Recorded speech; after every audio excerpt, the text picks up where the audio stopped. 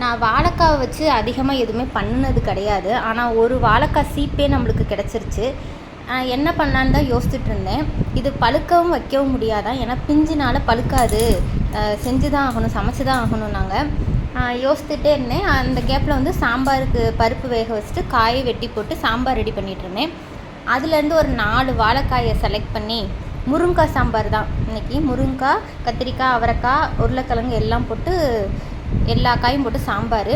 அதுலேருந்து ஒரு 4 வாழைக்காயை தூக்கி அந்த தோலெலாம் சீவி கட் பண்ணியாச்சு. கட் பண்ணிவிட்டு 65 மசாலா தான் போட்டேன். வேறு எதுவும் நான் பெருசாக வேலை பாடெல்லாம் பார்க்கல.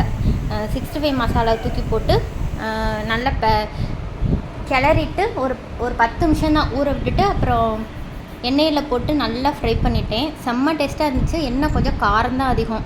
நம்மளை மாதிரி அல்சர் பிரச்சனை இருக்கிறவங்களுக்குலாம் கொஞ்சம் காரம் கம்மியாக சாப்பிட்டா நல்லாயிருக்கும். நான் ஒரு உணர்ச்சி வேகத்தில் காரத்தூளத்தை அதிகமாக போட்டேன், அதாவது மசாலாவை அதிகமாக போட்டேன். லைட்டாக போட்டிருந்தா கொஞ்சம் காரம் கம்மியாக இருந்திருக்கும். அவ்வளோதான், நம்ம வாழைக்காய் ஃப்ரையை ரெடி பண்ண ஆரம்பிச்சிட்டோம். ஒரு 10 நிமிஷம் கேப்பில் எடுத்து பரட்டி விட்டோம்னா நல்லா வந்துச்சு. நான் கூட என்னமோ வருந்தான்னு நினச்சேன். நான் அது செஞ்சது கிடையாது. வாழைக்காய் வச்சு இந்த தேங்காயெலாம் அரைச்சி ஊற்றி கிரேவி மாதிரி தான் பண்ணியிருக்கேன், கூட்டு மாதிரி. ஆனால் இது பண்ணது கிடையாது. நீங்களும் ட்ரை பண்ணி பாருங்கள் ஃப்ரெண்ட்ஸ், நல்லா இருந்துச்சு. மறக்காமல் நம்மளுக்கு ஒரு சப்போர்ட் பண்ணி லைக் பண்ணிடுங்க ஃப்ரெண்ட்ஸ்.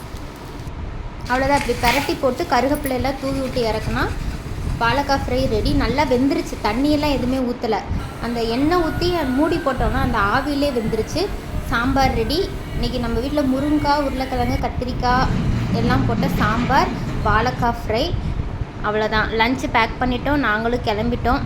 Bye friends. நீங்களும் இது மாதிரி ட்ரை பண்ணி பாருங்கள். நம்மளுக்கு கொஞ்சம் சப்போர்ட் பண்ணுங்க. நிறுத்திக்கிறோம், இதோட பூராத்தையும் நிறுத்திக்கிறோம்.